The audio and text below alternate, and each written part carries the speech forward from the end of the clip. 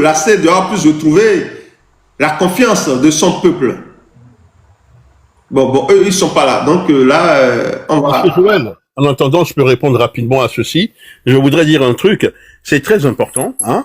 Je voudrais ramener un peu dans un cadre un peu spirituel. C'est important que les gens puissent savoir que le scepticisme n'est pas porteur. Vous comprenez? Ce n'est pas porteur dans la vie. Faut arrêter avec ça, sincèrement. Dans toute chose, l'Africain est sceptique. Dans toute chose, il est sceptique. Donc ça enfreint, hein, tout ça aussi. Hein, d'accord? Il faut savoir raison garder, générer un égrégore d'optimisme. Parce que l'optimisme est très important. Vous comprenez, c'est dans l'optimisme qu'on gagne beaucoup de choses, qu'on avance et qu'on met un pas devant un autre, quoi.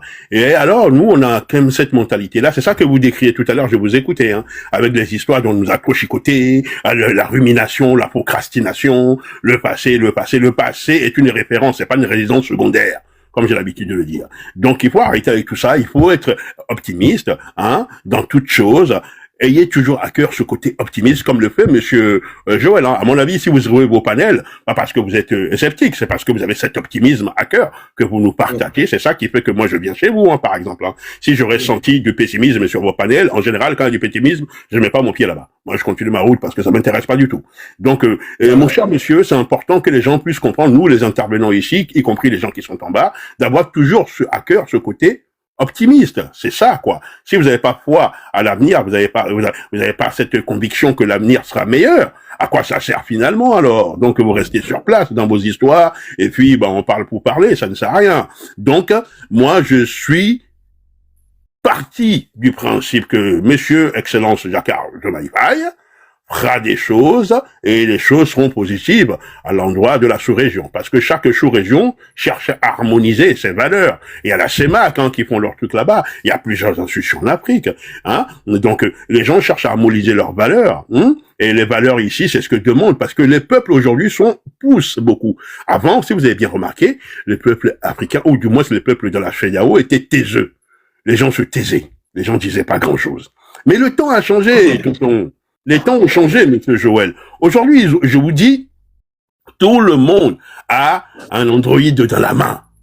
Les temps ont changé, les gens voient les choses, les gens voient que les choses... Voilà, donc il y a une nouvelle exigence qui est arrivée, il y a un nouveau cycle, il y a un cycle différent d'aujourd'hui, nous sommes en 2026, donc il y a un nouveau cycle qui est différent de 1990, que les gens viennent encore sur des panels parler de la CEDEAO en 1990, mais purée... Nom de Dieu. Merci beaucoup, monsieur Black. On va vous revenir, s'il vous plaît. Il y a monsieur Regard Croisé la dernière fois qui nous avait menti, qu'il voulait prendre un vol, et les gens sont partis le retrouver sur un autre live. Non, c'est malsain, monsieur Regard Croisé. Ce n'est pas digne de vous. C'est malsain de monter sur un panel où il y avait plus de 1000 personnes et vous mentez à tout le monde comme ça. Ce n'est pas bon, ce n'est pas digne. De toute façon, on vous laisse à votre conscience. Maintenant, monsieur Zach Maza, il y a un problème qui me préoccupe très souvent. Vous savez, en Afrique, ou bien les Africains aujourd'hui, lorsqu'on aborde la question de la colonisation, la question de la domination, la question de l'impérialisme, la question de l'esclavage, les gens veulent nous faire croire qu'en réalité, c'est comme si l'Afrique, avant la colonisation, avant que l'homme blanc ne pose ses pieds sur le continent, c'est comme si l'Afrique était un paradis. Les gens veulent nous faire croire que non, voilà, ils nous ont fait ceci, ils nous ont fait cela. Mais quels sont vos séparats? Que pensez-vous de tout ça, monsieur Zach Maza? 5 minutes, s'il vous plaît. Oui, d'accord. Merci, monsieur Joël, suite à ce que vient de dire mon frère Blackstar, que je remercie. Nous sommes engagés dans la positivité et nous voyons les choses, c'est-à-dire d'un bon côté. Nous n'allons pas nous laisser tomber dans un pessimisme qui n'a pas de droit d'exister. Si nous sommes ici sur votre panel, c'est que nous voyons que les choses changent positivement et elles doivent changer toujours positivement. Oui. Donc, en ce sens-là, nous devons, chaque fois que nous sommes ici, dégager des énergies positives et c'est ces énergies positives-là qui vont se concrétiser, c'est-à-dire par ce que nous souhaitons. Et d'abord, même, elles se concrétisent d'abord. Parce que souvenez-vous, depuis 2024, quand on a commencé par attaquer l'inconstitutionnalité de la 5e République au Togo, il y avait peu d'hommes qui nous écoutaient. Mais heureusement qu'en janvier 2026, la décision de la CEDEAO est sortie, Fort a été mis au courant, ils l'ont berné dans le sens des poils, jusqu'à ce que cette décision ne sorte ne viennent récemment en juin. Donc, pour vous dire que les efforts positifs dont réclame M. Blackstar sont vraiment d'une efficacité incalculable. Concernant ce que vous avez dit, vous posez la question, est-ce que l'Afrique avant les colonisations, avant l'esclavage, était une Afrique prospère, un paradis sur terre? Ça, il faut se démentir. Le mal a toujours existé, c'est-à-dire dans les hommes. Et même quand bien même qu'il y avait des empires ou bien des royaumes, ces royaumes-là n'avaient pas aussi fait beaucoup de bonnes ou positives choses à leur population. Il y avait toujours des conflits un peu partout. Il y avait beaucoup, et c'est ainsi que les royaumes ou les empires là se sont éteints une après une. Donc, dire que c'est à cause de l'esclavage ou bien c'est à cause de la colonisation que les Africains ont toujours le problème en pensant que le passé était de l'Eldorado, là il faut se tromper. Même ce n'est pas seulement en Afrique, même en Europe ici même. Avant même. Non, attendez, monsieur Zach. Il y a Walter qui dit, et Sizoulou Face qui dit, oui, c'était mais vous mentez. Vous êtes dans le déni, monsieur Walter. Vous êtes totalement dans le déni. Vous parlez de quelle Afrique? Vous savez, vous faites une confusion. C'est vrai que l'Afrique ou bien l'Afrique a connu un âge d'or. Mais cet âge d'or est très loin avant la colonisation. Nous parlons de l'époque pré-coloniale, ou bien post. En tout cas, de l'époque avant la colonisation. L'Afrique, est-ce qu'il y avait des routes? Et ces routes-là sont où? Est-ce qu'il y avait des gratte-ciel en Afrique? Mais non. Est-ce qu'il y avait, comment je vais dire, est-ce que l'Afrique était développée? Du tout pas. Est-ce que l'armée, l'Afrique il y avait des pays ou bien des coins en Afrique, des régions qui étaient et des puissances militaires? Ce n'est pas vrai. Rien du tout. Avant la colonisation, l'Afrique était dans la brousse. C'est ça la réalité. L'Afrique était dans la brousse. Il n'y avait pas des armes. On utilisait les flèches, les trucs comme ça. La belle preuve. Les gens voulaient faire la guerre contre les Européens avec les flèches, avec les bâtons. Alors que les autres avaient déjà développé les fusils. C'est ça la réalité. Donc l'Afrique n'était pas développée. Et ces rois-là faisaient trop d'abus. C'était des rois leur territoire n'était pas aussi vaste que ça. Mais ils faisaient trop d'abus. C'était pratiquement, bon, on respecte leur mémoire, mais ils étaient méchants envers leur population. C'était des guerres un peu partout. Allez vous renseigner. Les gens se confondent en réalité l'âge d'or de l'Afrique avec l'époque avant la colonisation. Ça n'a rien à voir. L'âge d'or est très loin derrière. Très loin. Des milliers d'années, très loin. Nous parlons juste de la période avant la colonisation. L'Afrique était dans la brousse. Il n'y avait pas les routes. S'il y en avait, les routes là sont où? S'il y avait, l'Afrique avait l'armée la plus puissante du monde, vous croyez que les autres allaient réussir à gagner les guerres contre les Africains? Mais non, les rois là faisaient leur guerre là contre les Occidentaux avec quoi? Mais avec des bâtons, avec des fléchettes. Chers amis, sortez de cette illusion, les gens vous mentent. Continuez, monsieur Zach.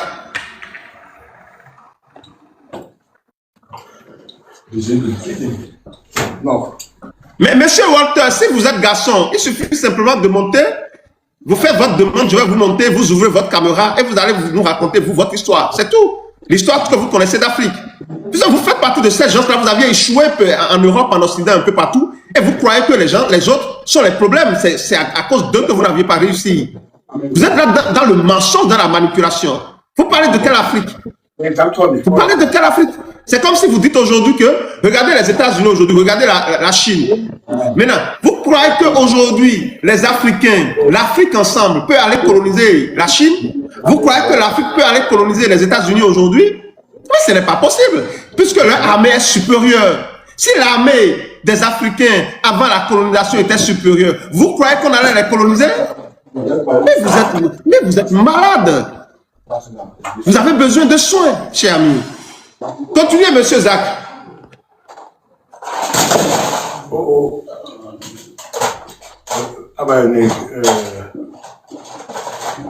Il doit être un peu pris, donc pour couper ton micro, peut-être. Bon, ok, d'accord. On va couper le micro de monsieur Zach.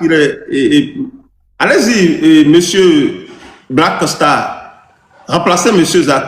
Oui, mais moi j'allais dire ceci, j'allais dire d'abord que et il faut pas faire le parallèle entre ceux qui sont un peu qui pensent que l'Afrique était un magnificence absolue, l'homme par nécessité a la polarité négative et positive, hein. Donc voilà, et donc c'était pas il faut pas idéaliser les choses idylliques et tout, c'est voilà.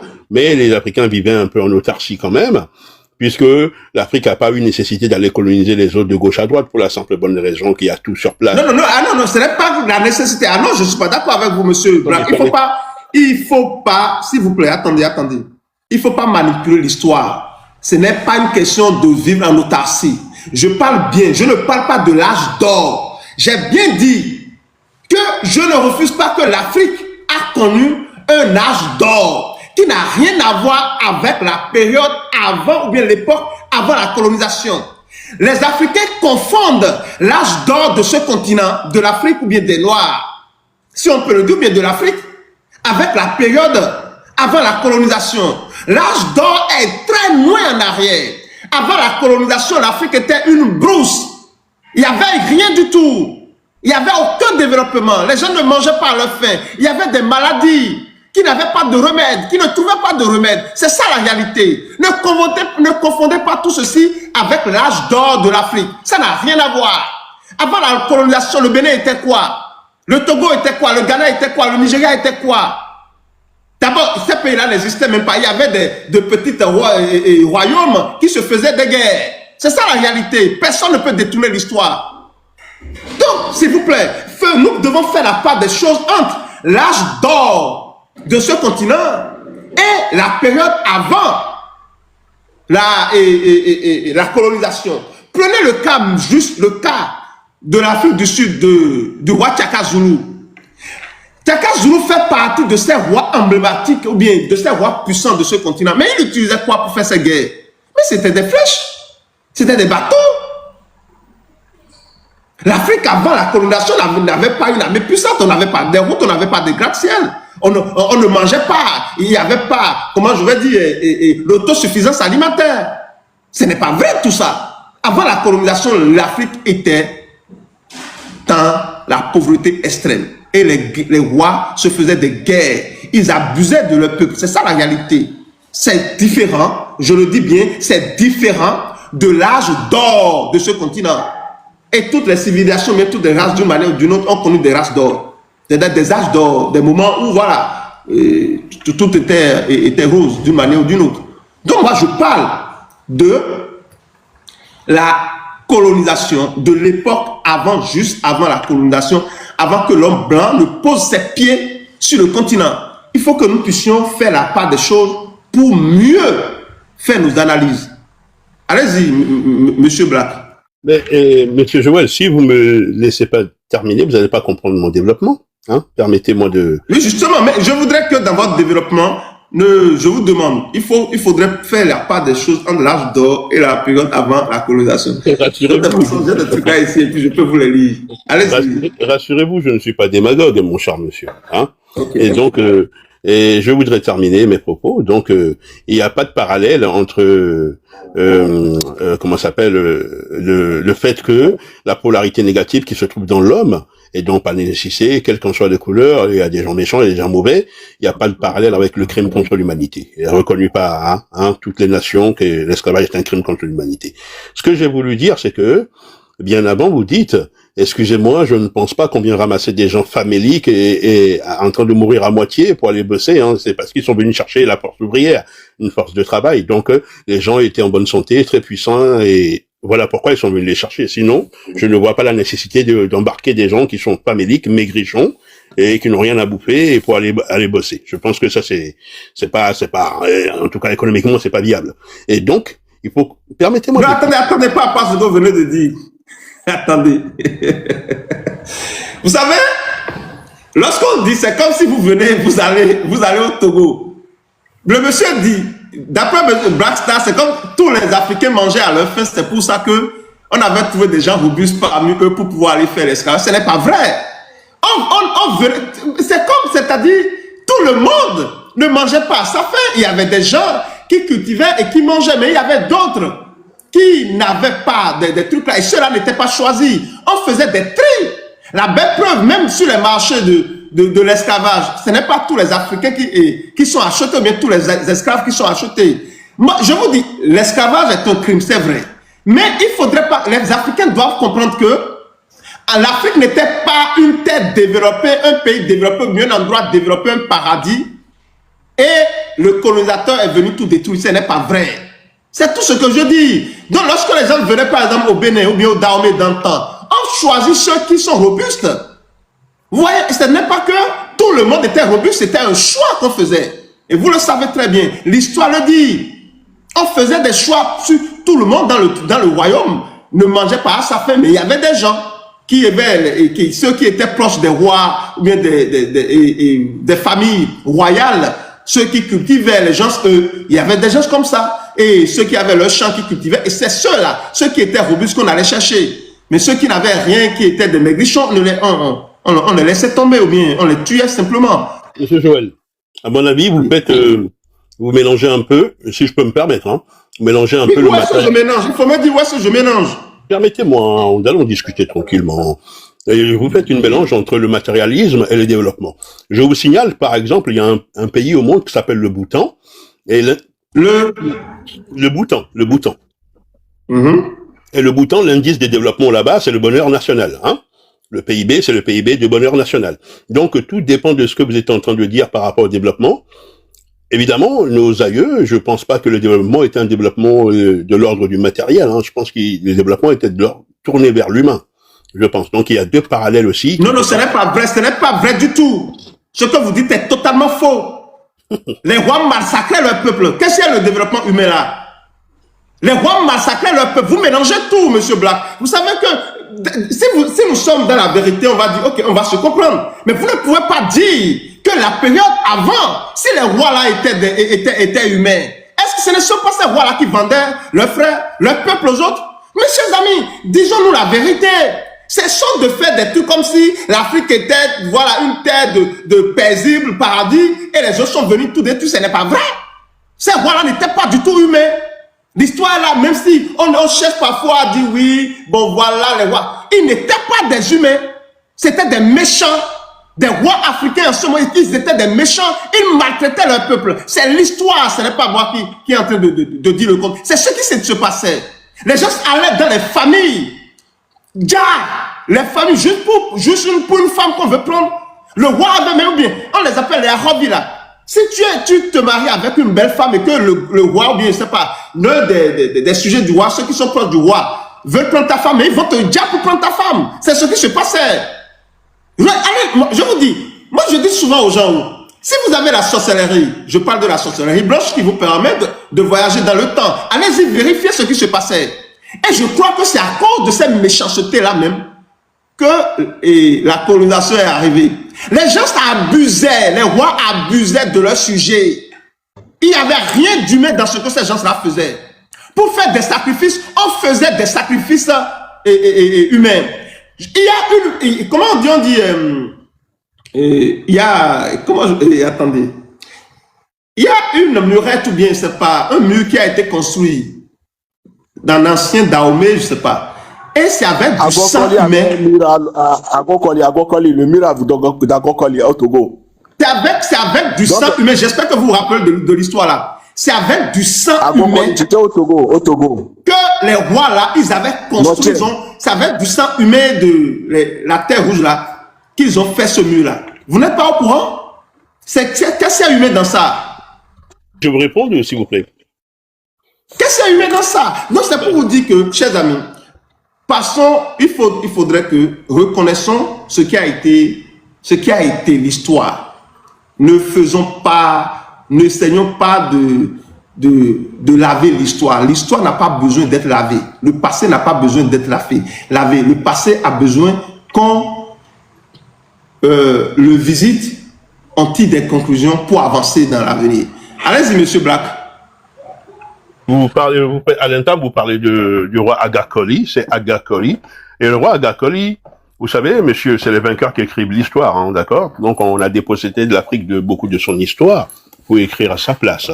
Et ça, vous le savez très bien, mon cher monsieur. Donc, prenez simplement quelque chose de simple comme bonjour. Non, le mur là n'a pas existé. Est-ce que le mur là a existé ou bien le mur là n'existe pas? Non, mais ça dépend d'histoire, mais on écrit ce qu'on veut, hein, sur les... Mais non, mais écoute, moi je ne vous parle pas de l'histoire racontée par le colonisateur et autres. Je vous demande simplement, monsieur Blackstar, est-ce que le mur là a existé ou bien le mur là n'a pas existé? Mais ce mur se trouve à Noche, ça c'est l'histoire des Adjaéwé, ça dont vous parlez, donc il n'y a pas de souci là-dessus. Mais je vous dis, merci pour votre micro, monsieur Rupture, madame Rupture. Et donc je vous dis ceci, que l'histoire est écrite par les vainqueurs, vous comprenez? Et donc l'Afrique a été beaucoup dépossédée de son histoire, donc tout ceci doit être révisité.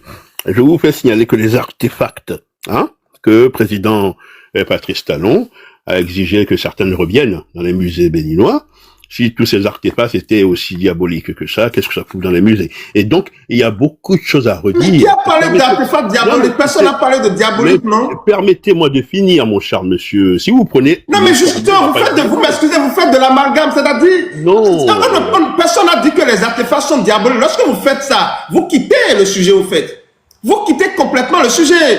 On n'a pas parlé d'artefacts, on n'a pas parlé de ces choses. Tout comme on n'a jamais dit que tout ce qui se faisait dans ce passé-là était mauvais, on n'a jamais dit ça. Mais si vous restez dans le sujet, au lieu de prendre peut-être quelques vérités, de les maquiller de quelque chose qui... C'est ça que je vous dis, c'est ça que je vous reproche. Moi, je n'ai jamais parlé d'artefact qui est mauvais. Messieurs, permettez-moi de finir. À aucun moment, je vous ai dit que vous avez parlé de quoi que ce soit. Donc, oui, ne vous écartez pas trop. Oui, non, je ne m'écarte pas du tout. Rassurez-vous, à l'âge que j'ai, c'est bien ancré, et bien équilibré. Merci. Et donc, c'était juste pour vous faire comprendre quelque chose, d'accord? Et donc, pour parachever ce que je vais dire, je vous assure, mon cher monsieur, l'histoire a toujours été écrite. Et quant aux histoires de vendre et compagnie, à ce que je sache, documentez pas l'histoire. Et je vous inviterai à aller voir les travaux de Erika Mbokolo là-dessus, qui a été quand même assez salutaire. Vous verrez que en Afrique, c'est souvent des portes d'embarquement. Il y avait très peu de marchés. Les marchés étaient plutôt de l'autre côté. Et donc, il y a beaucoup de choses à revisiter dans tout ça, éclaircir et dépatouiller tout ça, enlever la passion, enlever ce qui est faux, travailler ce qui est vrai et beaucoup de choses. Maintenant, pour revenir au sujet dont vous parlez, le sujet initial, j'ai pour habitude de dire qu'il faut que le passé soit considéré comme une référence, non une résidence. Donc évidemment, je ne suis pas dans une résidence. Le passé, il est là, il est passé. Donc il faut pouvoir le voir avec beaucoup de clairvoyance. Si vous appelez à ça, je suis tout à fait d'accord avec vous là-dessus. Maintenant, ce que j'ai dit à écrire en disant non, c'est que il faut pas considérer que le développement, parce que c'est ça les erreurs que nous font. Nous considérons que le développement égale building, égale machin, égale ceci, égale cela. C'est pas forcément ça. Le développement est différent. C'est pour ça que j'ai introduit le royaume du Bhoutan en disant qu'au Bhoutan, eux, leur développement est basé sur c'est le pays, nous, c'est le PIB en général. Donc, on parle de PIB, alors que eux, ils parlent de PIB, enfin, le bonheur, quoi. Le développement et le bonheur, d'accord? Donc, il faut savoir que nos aïeux bien avant considéraient plus l'humain que le matériel. Non, c'est ça, je vous dis que c'est faux, ça c'est faux. Ça, je vous assure. Ça, je vous le dis cash, c'est faux. La différence entre peut-être vous et moi, je vais le dire, la différence entre vous et moi, c'est que moi, je ne me base pas sur l'histoire racontée dans les livres ou sur l'histoire racontée par des gens. J'ai la capacité d'aller visiter ces histoires et ces époques par moi-même. J'ai la capacité de faire ces voyages dans le temps, d'aller les visiter. Donc, je vis l'histoire ou bien ce qui s'était passé par moi-même. Donc, personne ne peut me raconter ce qui s'était passé. Voyez-vous? Donc, c'est totalement différent. Ici, ce que moi, je vous dis simple. Lorsque nous parlons même de l'humain, la façon dont ces rois-là, les rois africains, je parle de la période avant, juste avant la colonisation, avant que l'homme blanc ne pose ses pieds sur le sol africain, je vous le garantis, c'était totalement déshumanisant. Ces rois-là maltraitaient le peuple. Ils abusaient de leur pouvoir. C'était des guerres, c'était des tensions partout. Vous comprenez? Donc, il y a une différence dans ce que vous lisez dans les livres et la réalité. Et si vous ne pouvez pas également faire ce voyage-là par vous-même pour aller revisiter ce passé-là, ce serait vraiment dommage. Mais je demande à tout le monde, c'est-à-dire de se donner, la capacité là existe, vous pouvez le faire. Et si vous le faites, vous verrez la vérité.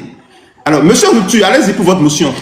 Attendez, rapidement, mon cher Monsieur Blackstar, oui, très rapidement. Je voudrais dire à Monsieur Joël, ne m'installez pas dans une bibliothèque toute la sainte journée, mon cher monsieur, et quant au voyage, je ne sais quoi, no comment. Merci. Merci, Monsieur Blackstar. Non, salut Joël, salutations à tous ceux qui sont dans le live et à tous ceux qui tapotent. Merci beaucoup. En fait, j'ai demandé à monter par rapport à l'histoire du muraille du roi Agokoli qu'a construit le roi Agokoli le muraille. Effectivement, Joël, t'as raison, le muraille existe bel et bien. Hein. Moi, je traverse le muraille et une partie du muraille est conservée à titre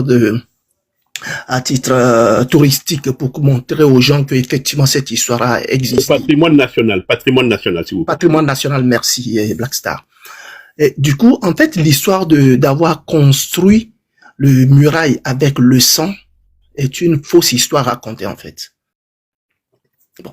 Comment l'histoire, ce qu'on avait dit, hein, qu'est-ce qui s'est passé en fait? La manière dont on a construit... Comment vous le savez? La manière Attendez, dont... on parle même de... En tout cas, allez-y. Je parle du muraille de Notien, hein, du roi, peut-être pas le roi Agokoli, le peuple venant de Dahomey, hein. Dahomey, ils viennent de, bon, papa, jusqu'à Dahomey, après à Tado, et puis maintenant à Notien. Je parle de ce muraille qui a été construit. Le muraille d'Agbogbo. Voilà. Donc, du coup, effectivement, quand le blanc est venu, le blanc posait la question au roi de savoir, mais comment vous avez réussi à construire ce muraille? Et le roi répond dans sa langue en disant que nous avons construit ce muraille avec nos souffrances, nos sueurs, notre sang. Et le traducteur, pour traduire ce que le roi a dit dans sa langue au blanc, a dit que le roi dit qu'ils ont construit le muraille avec leur sang, leur sueur.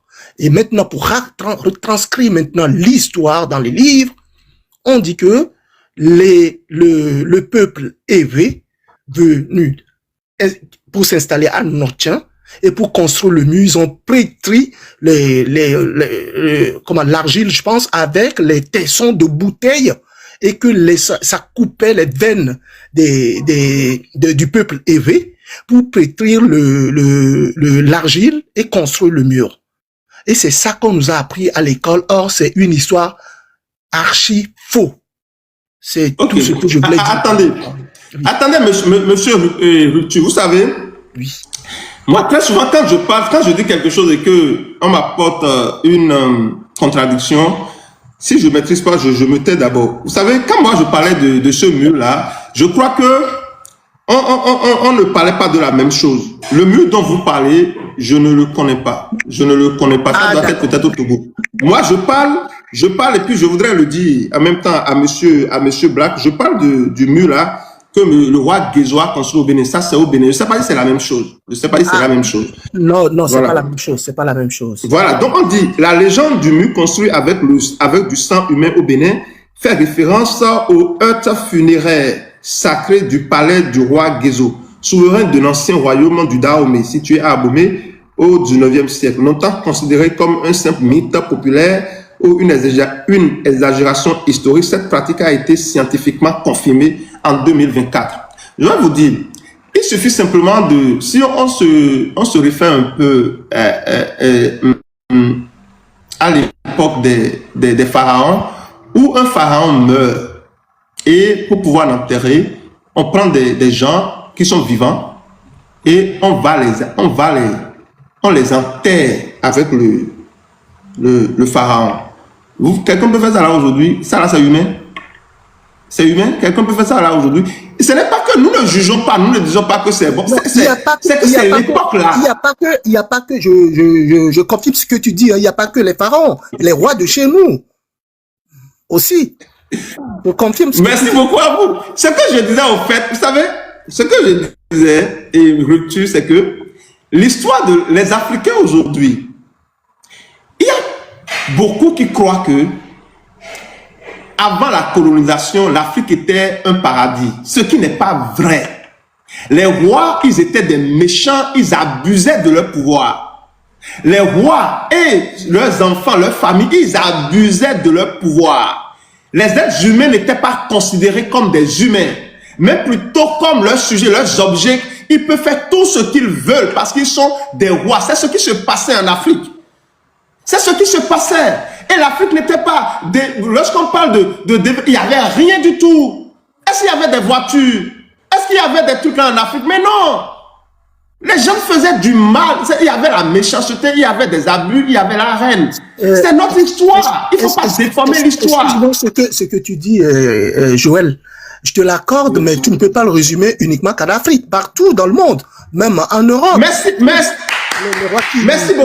beaucoup à vous. Merci beaucoup à vous. C'était inhumain. Donc, on ne peut pas dire que c'est uniquement qu'en Afrique. Voilà. C'est ça. Je suis totalement d'accord avec vous. Partout dans le monde. Partout. Exactement. Vous allez en Inde, en Chine, en France, un peu partout. C'est-à-dire c'était des massacres. C'était de la méchanceté partout. Il y a des livres qui en parlent, qui racontent de l'histoire. Et même quand vous écoutez l'histoire racontée de bouche à oreille, vous allez vous rendre compte que les êtres humains, quand on parle de l'homme, au-delà des races, la civilisation a fait que, c'est-à-dire le mal qu'on se faisait, ça s'est diminué au fait. La civilisation fait qu'il y a des choses qu'on faisait et on faisait publiquement et tout le monde applaudissait. Aujourd'hui, vous ne pouvez plus le faire. Prenez juste l'histoire de ce qui s'est passé la dernière fois en France où quelqu'un a porté la main sur la joue du président de la République. Ouais. Regardez la France. C'est à cause de la civilisation française que ce monsieur, on a, c'est pas ce qui s'est passé avec lui, mais on m'a dit qu'il n'a pas fait la prison et ils l'ont libéré après. Ouais, il a été condamné, mais juste condamné comme ça, et puis c'est tout. À 1 mois ou bien 2 mois, le monsieur là. 2 mois, je pense 3 mois sursis ou avec sursis ou quelque chose comme ça. Voilà. Est-ce que vous imaginez que quelqu'un en Afrique, quelqu'un africain peut poser un tel acte à un président ici chez nous?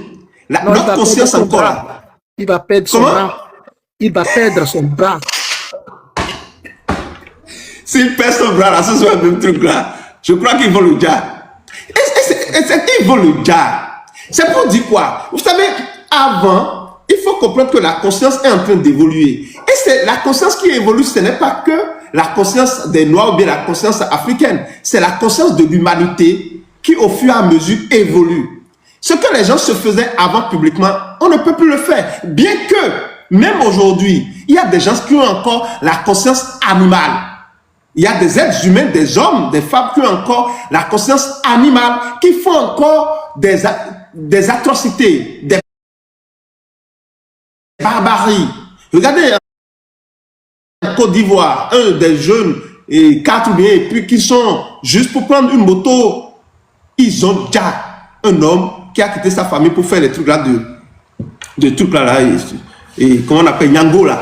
Et ils ont déjà le monsieur. Ils sont allés, ils ont pris sa moto pour aller vendre ça à 100 000 francs CFA. Vous voyez, ces gens, c'est des gens qui ont encore la conscience animale. Donc, il faut comprendre que nous sommes dans une évolution. Et les Africains doivent comprendre que, ou bien nous devons comprendre que nous ne sommes pas sur cette terre les seules races qui avions connu la souffrance, le mal. Non. C'est partout, toutes les races, tous les pays ont connu la souffrance d'une manière ou d'une autre. Donc nous ne sommes pas les seuls. Nous devons sortir de cette victimisation. Si je comprends votre développement, cela veut dire que Faure, lui, il est